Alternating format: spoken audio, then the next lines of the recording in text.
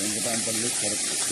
గ్రామంలో ఉన్న కరకోట శ్రీనివాసులను మేము సంవత్సరం క్రితం బోరు వేసుకొని కరెంటు యూనివర్సిటీ కొరకు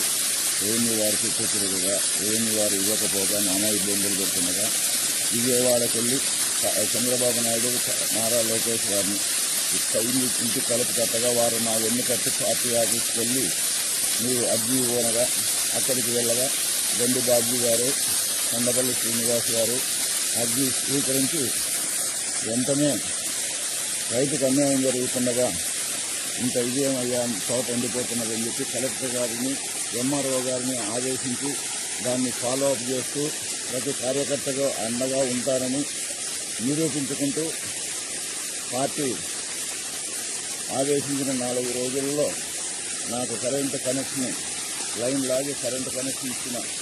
ఇచ్చేలా చేసిన చంద్రబాబు నాయుడు గారికి, నారా లోకేష్ గారికి, అచ్చెన్నాయుడు గారికి, గండి బాబ్జీ గారికి, కొండపల్లి శ్రీనివాస్ గారికి పేరున పాదాభివందనం కృతజ్ఞతలు తెలుపుకుంటూ తెలుగుదేశం పార్టీ కార్యకర్తలకు, మిగతా మంత్రివర్గానికి, సామాన్య కార్యకర్తకు కూడా మేము అండగా ఉంటామని చంద్రబాబు నాయుడు గారు, నారా లోకేష్ గారు మంత్రివర్గం నిరూపించుకుని ప్రతి కార్యకర్తను రైతు నష్టపోకుండా చూడాలనే ధ్యేయంతో పనిచేస్తున్న తెలుగుదేశం పార్టీని స్వర్ణాంధ్ర కోసం పాటుపడుతున్న నిరంతరము శ్రమిస్తూ పాటుపడుతున్న నారా చంద్రబాబు నాయుడు గారిని కాబోయే ముఖ్యమంత్రిగా నారా లోకేష్ 30 ఏళ్ళు నిరంతరంగా ఆంధ్రప్రదేశ్ ప్రభుత్వాన్ని పాలించేలా గద్దె దిగకుండా ఉండేలా స్వర్ణాంధ్రప్రదేశ్గా మార్చే విధంగా ప్రతి కార్యకర్త పాటుపడాలని నిరంతరము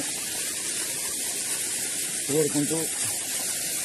వారికి కృతజ్ఞతలు తెలుపుకుంటూ ప్రతి కార్యకర్తకు కోటి వందనాలు తెలుపుకుంటూ